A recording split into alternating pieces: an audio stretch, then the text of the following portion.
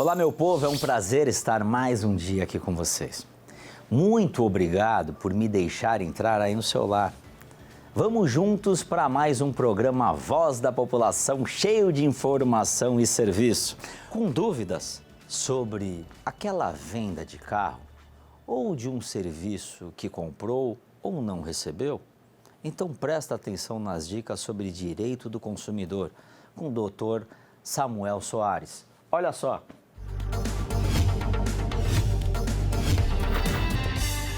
Tamires, da cidade de Ribeirão Preto, ela fala o seguinte: a Uber, fala da Uber, a Uber eu uso às vezes, hein? Bom, ela fala o seguinte: a Uber fez uma cobrança indevida no meu cartão de débito automático cadastrado no aplicativo de R$ 77.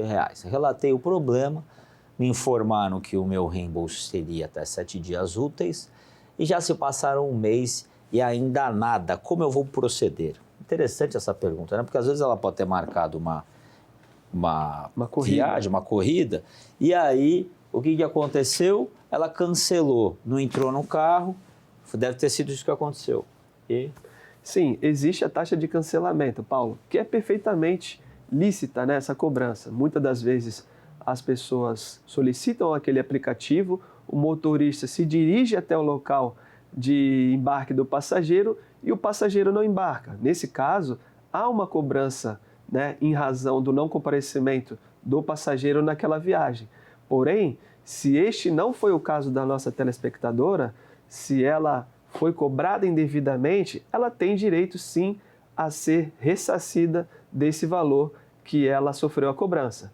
Então, como ela não conseguiu resolver isso diretamente com a plataforma de aplicativo, ela pode fazer uma reclamação no PROCON. No site do PROCON, ela consegue formalizar essa reclamação e obter o ressarcimento, tendo em vista que é um valor módico, um valor singelo, que não vale a pena ir para o judiciário discutir uma questão desta natureza. E olha só, Ronaldo Neves, ele é da cidade de Sete Quedas, Minas Gerais. Ele fala o seguinte: olha lá, comprei uma colheitadeira, e aí ele fala a marca da colheitadeira, ou seja, ele deve ser um fazendeiro. E o valor é muito alto dessa máquina que ele comprou. E ela está dando muitos problemas. E a garantia vem consertando esses problemas. O que eu devo fazer se esses problemas continuarem após o prazo de garantia?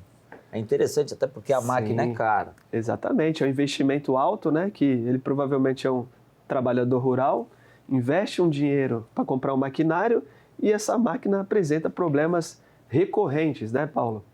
O que acontece? O Código de Defesa do Consumidor é expresso nesse sentido ao estabelecer a garantia de bens duráveis, como é o caso desse equipamento que ele comprou. O prazo legal estabelecido em lei é de 90 dias para a garantia daquele produto. Porém, é possível que aquela colheitadeira tenha um prazo maior oferecido pelo fabricante daquele produto. Ele tem que se valer da garantia daquilo que ele consertar. Vamos supor que ocorra um problema em determinado componente daquela máquina. A partir daquele momento, aquele prazo de garantia, quando for feito o reparo ou a substituição daquela peça, daquele componente, ele irá se renovar, ou seja, ele terá um novo prazo de até 90 dias para ter seu prejuízo reparado se aquela peça, se aquele mesmo componente apresentar algum problema. Olha só, a cidade de Indaiatuba agora, quem está vendo aí é um Marco Lucicleiro. Estou abaixando aqui porque no TP fica muito enfiado, tem que descer um pouco. Fala o seguinte, tenho um consórcio, ele fala, o qual já fui contemplado. Pago uma parcela de R$ 1.298, mas acho que subiu muito o valor. Meu carro é um Gol, ele fala em uma marca do carro, 2016, lembra do Gol 2016? Sim. E aí ele fala que a carta no valor de R$ 30 mil. Hoje o valor do bem está avaliado em R$ 68 mil. Acho isso muito abusivo. É possível fazer alguma coisa? Ou seja, financiou o carro, quer pagar menos, é complicado. Sim. Isso também, não é? O que acontece, Paulo? Houve uma supervalorização dos veículos. Nos últimos 2 anos, né, o pessoal até tem reclamado bastante na hora de renovar o seguro veicular, porque subiu muito o valor dos veículos. Veículos novos e veículos usados. Hoje a gente vê um veículo 0 km, considerado, entre aspas, popular, custando 100 mil, 120 mil. Então, houve essa supervalorização e, evidentemente, que essa supervalorização atingiu o contrato dele de consórcio. Então, por isso que houve esse reajuste.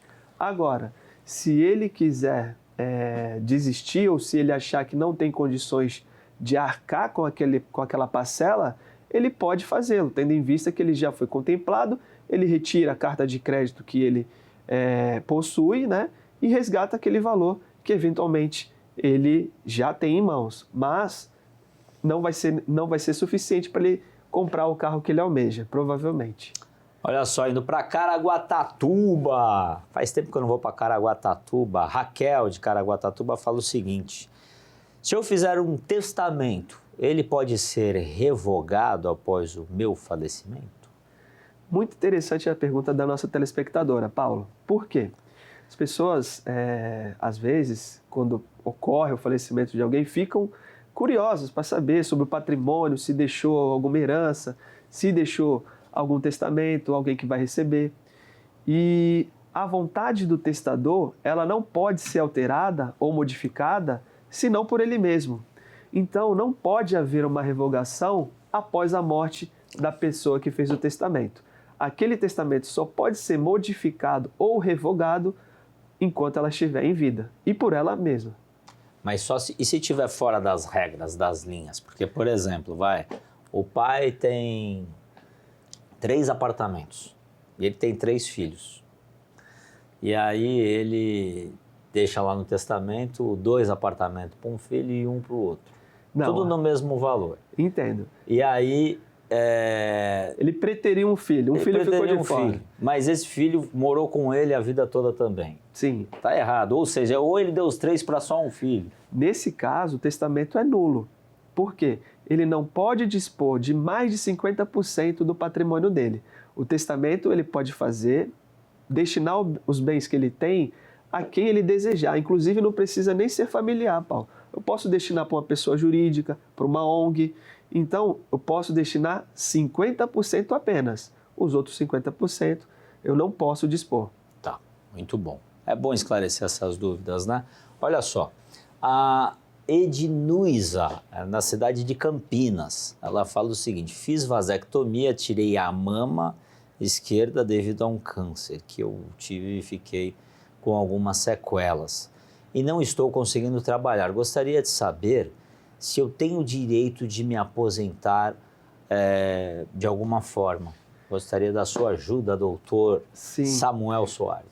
A cirurgia da mastectomia, Paulo, é aquela cirurgia em que a paciente retira parte da mama, né? O câncer é tão agressivo que a pessoa tem que se submeter a essa cirurgia radical. Se essa cirurgia lhe causar sequelas e te impedir de exercer alguma atividade laborativa, você tem direito sim de solicitar uma aposentadoria por invalidez. O perito do INSS irá avaliar as suas condições clínicas e de saúde para atestar que você não tem condições mais de trabalhar em razão dessa cirurgia que você sofreu. Então, tudo vai depender do caso concreto. Há casos e casos. A gente sabe de pessoas que se recuperam bem dessa doença e prosseguem sua vida normalmente. Mas a gente sabe de pessoas que têm sequelas e precisam ser amparadas pelo INSS. Prazer estar com você. Prazer todo meu estar de volta, Paulo. Tamo junto. Que Deus abençoe esse ano aí. Solta a vinheta aí, doutor Samuel Soares, Defesa do Consumidor.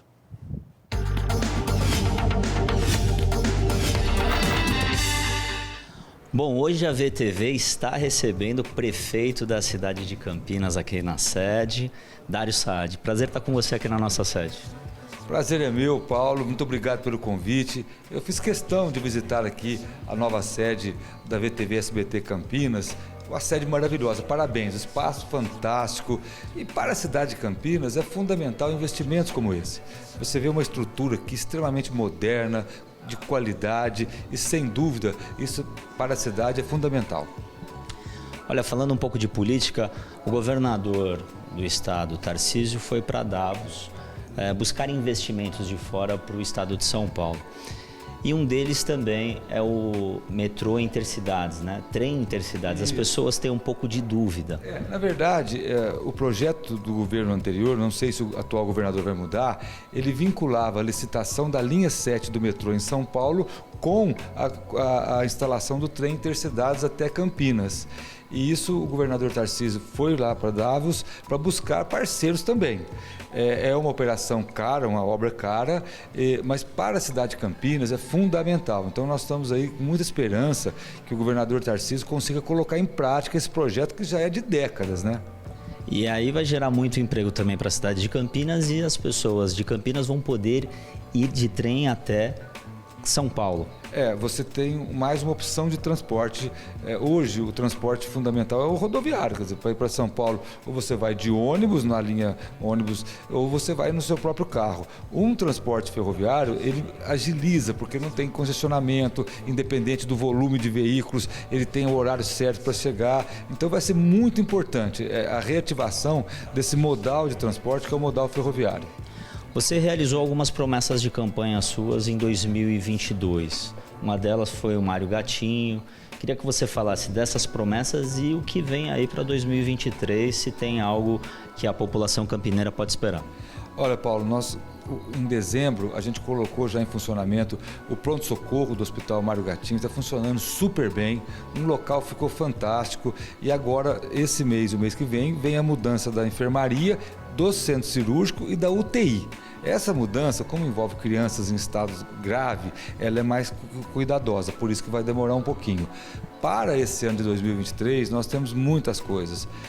Se você tem uma ideia, Paulo, nós vamos começar a construção de 16 creches no município de Campinas. Já foram licitadas, já tem empresas escolhidas, falta agora só o contrato e a assinatura da ordem de serviço. Isso vai trazer mais de 4.000, quase 5.000 vagas para as crianças em creche. É um projeto fundamental. Nós temos também 12 bairros que nós já iniciamos o processo de pavimentação, que bairros esperam há 40, 50 anos, e vamos começar a ocupação das estações do BRT. E olha, a gente vê também em Campinas muitos prédios sendo construídos, né? Teve uma aceleração de 2 anos para cá. E isso daí faz também enriquecer a cidade e gerar emprego. Isso, nós demos uma agilidade maior nas aprovações de empreendimentos em Campinas, Paulo. Ainda não é o ideal. Eu sou muito honesto quando eu falo que a agilidade que a gente queria na aprovação de projetos ainda não é a ideal, mas melhorou bastante. Tanto que Campinas teve um boom, está tendo um boom imobiliário comparado com outras regiões do estado de São Paulo. Teve também um assunto que ficou muito agora em janeiro, dezembro, as enchentes que ocorreram. Só que o prefeito acabou indo até elas. E isso chamou também a atenção, porque a maioria também dos prefeitos, quando tem enchente na cidade, fecha a porta do gabinete e não aparece. O prefeito foi para a rua. Paulo, fiz questão de visitar vários locais. Esses dias atrás nós tivemos aí na cidade de Campinas, em menos de uma hora, 77 milímetros de chuva. Só para quem está nos assistindo ter uma ideia, a média histórica do mês de janeiro é 277 milímetros. Só em menos de uma hora, choveu 25% do que é esperado para o mês inteiro. E no dia seguinte também continuamos com um fenômeno fortíssimo de vento e chuva, que até alguns consideram aquela chamada de microexplosão. Tivemos mais de 200 árvores, Paulo, caídas na cidade. Muita gente pergunta, mas essas árvores estavam doentes, estavam com defeito? Não, árvores sadias. É que o solo ele está tão encharcado, está tão saturado de água que a raiz perde a sustentação. Eu visitei vários locais, a gente está com uma força-tarefa hoje na cidade, trabalhando. A CPFL multiplicou por 5 o número de homens também, o Corpo de Bombeiros ajudando. Eu tenho certeza que logo, logo a gente coloca a cidade em ordem.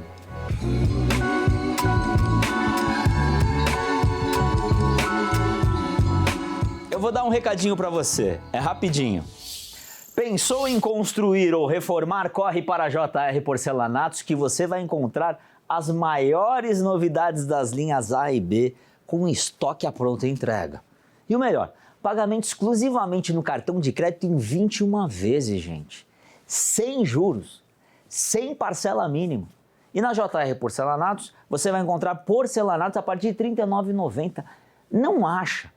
R$ 39,99 o metro quadrado, não dá para acreditar.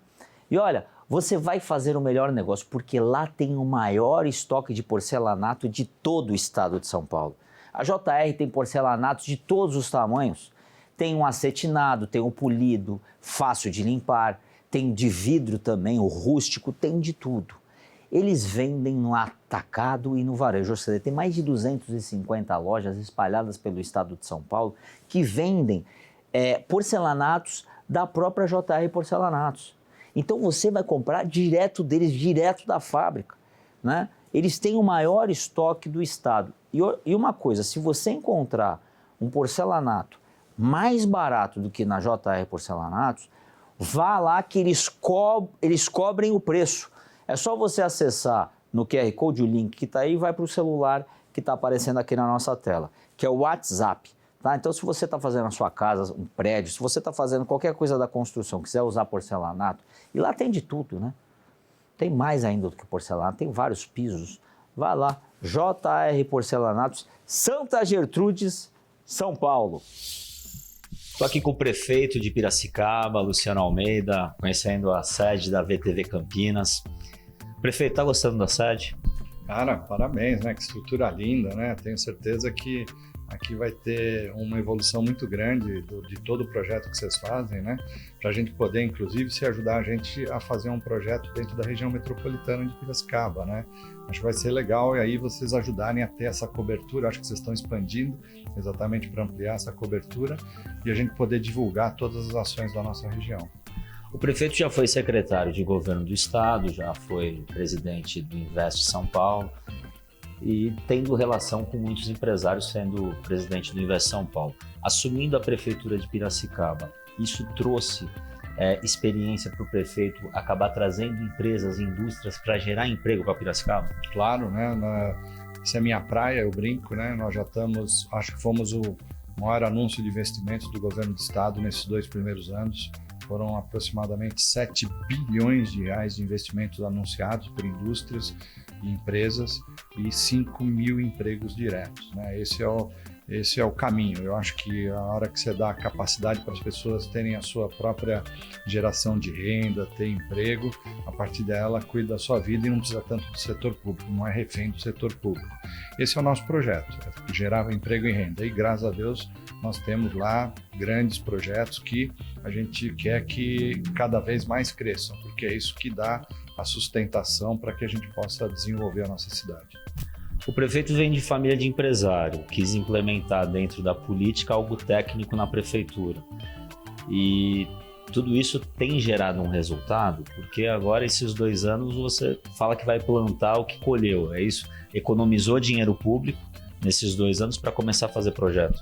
Sem dúvida, eu acho que a primeira coisa é eu peguei uma estrutura com 16 anos de um conceito de gestão, na minha opinião, ultrapassado e muito arcaico, né? E a partir daí, então agora a gente organiza, reestrutura e começa uma nova etapa, seja de organização interna, seja de prestar serviços e melhorar a qualidade da prestação de serviço à sociedade. Então é isso, usando sim o conceito de uma filosofia mais empresarial.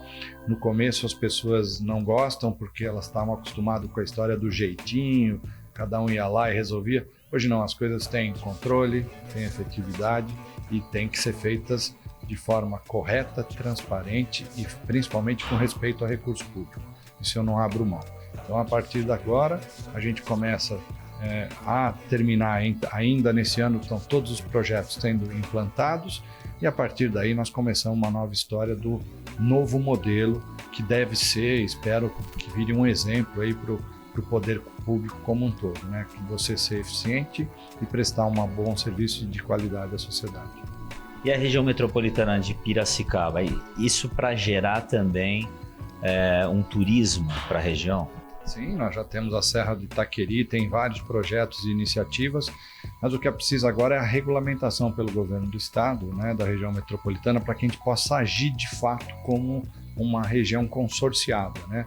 Eu sempre digo que o maior objetivo da região metropolitana é a gente trocar experiência entre nós prefeitos, é ajudar os pequenos que normalmente têm mais dificuldade, mais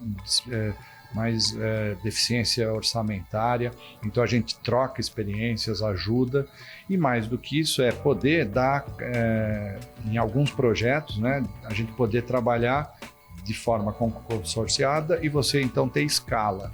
Então é isso que a gente espera, mas para isso agora eu já pedi ao governador Tarcísio, ele esteve em Piracicaba nessa semana, e a gente espera, na semana passada, desculpa, e eu espero que a partir de agora ele dê uma celeridade. Vou pedir também para os deputados ajudarem a gente a regularizar o mais rápido possível a lei que permita que a região metropolitana possa funcionar de fato e de direito.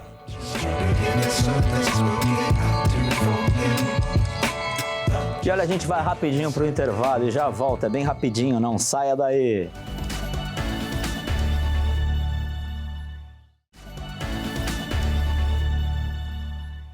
E vamos agora para mais notícias da nossa região com um giro de notícias, olha só. Olá, Paulo. Olá para todo mundo que acompanha a Voz da População. O Giro Cidade dessa segunda-feira começa agora com todas as informações do nosso interior.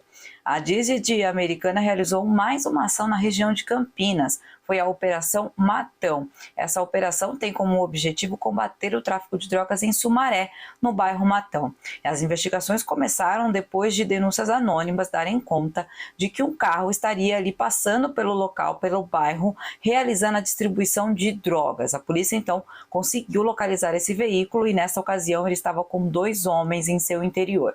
Durante a revista pessoal, a polícia acabou encontrando nada de ilícito com esses homens. Mas aí, quando passaram a revistar o carro, fazer essa revista veicular, encontraram uma bolsa com 3 tijolos de crack, além de uma balança de precisão. No porta-luvas desse carro também foram apreendidas várias cédulas de papel moeda da Venezuela. No total, mais de 67.300 bolívares. Os 2 presos estão agora à disposição da Justiça.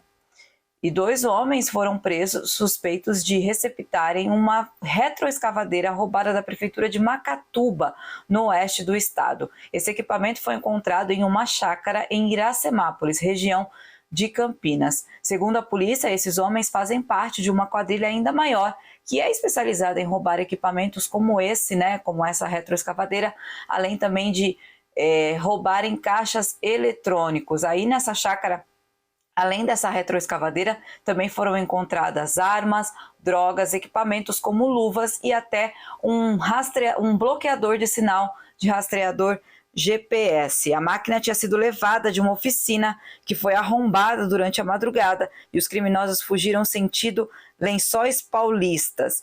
A DIC de Limeira agora continua na investigação para conseguir localizar e identificar o restante dessa quadrilha. E olha só, esse caso que absurdo, Paulo. Uma senhora de 64 anos foi morta em Orlândia, região de Ribeirão Preto. Ela recebeu 12 facadas na porta de casa. E quem deu esses golpes foi o próprio filho dela. Ela chegou a ser socorrida, levada ao hospital, mas não resistiu aos ferimentos e morreu. O filho de 40 anos foi preso em flagrante. Depois de ser ouvido aí pelo delegado responsável pelo caso, ele foi levado para a cadeia pública de São Joaquim da Barra. Segundo a polícia, ele estava sob efeito de drogas quando cometeu essa atrocidade. O crime foi registrado como feminicídio na delegacia de Orlândia. E 2 membros de uma quadrilha foram presos no estacionamento de um supermercado em Santa Bárbara do Oeste, região de Campinas. Eles são suspeitos de realizarem vários golpes ali no local em clientes que usavam o caixa eletrônico que fica no supermercado. A Guarda Municipal recebeu a informação de que os suspeitos estariam aplicando golpes ali no estacionamento do supermercado. Aí, quando chegaram lá, eles encontraram 3 indivíduos, porém, um deles conseguiu fugir. Os outros 2, de 21 e 31 anos, foram presos em flagrante, porque com eles estavam 2 cartões aí de vítimas. Eles foram levados até a delegacia e essas vítimas realmente reconheceram eles como sendo os assaltantes aí que levaram os cartões. A guarda ainda apreendeu o carro usado pelos bandidos. Eles vão responder agora por roubo, furto e associação criminosa. Os criminosos roubavam os cartões das vítimas depois que elas usavam os caixas eletrônicos. E 3 homens foram presos por receptação, tráfico de drogas e porte ilegal de armas pelo BAEP em Bragança Paulista. Os policiais chegaram até o local após uma denúncia de que dava conta de que um DVR, um aparelho de gravação, estaria sendo usado ali naquele local, estava sendo rastreado até aquele local ali que fica no bairro Chácara Julieta Cristina. E aí, após busca na casa, a polícia encontrou mesmo o aparelho, além de localizar vários outros objetos de furto, além de uma arma e drogas. Uma arma aí com a numeração suprimida, né, a numeração raspada e drogas. Os 3 foram levados então para a delegacia e estão presos. E se você foi vítima de algum furto na região, é bom ter atenção porque o seu objeto pode ter sido recuperado aí nessa ação da polícia. Vá até a delegacia para poder identificar aí o seu objeto e também, claro, esses bandidos, porque conforme mais vítimas aparecerem, eles vão poder responder aí mais tempo pelos seus crimes. O Giro Cidades de hoje fica por aqui. A gente se vê na próxima. Até mais.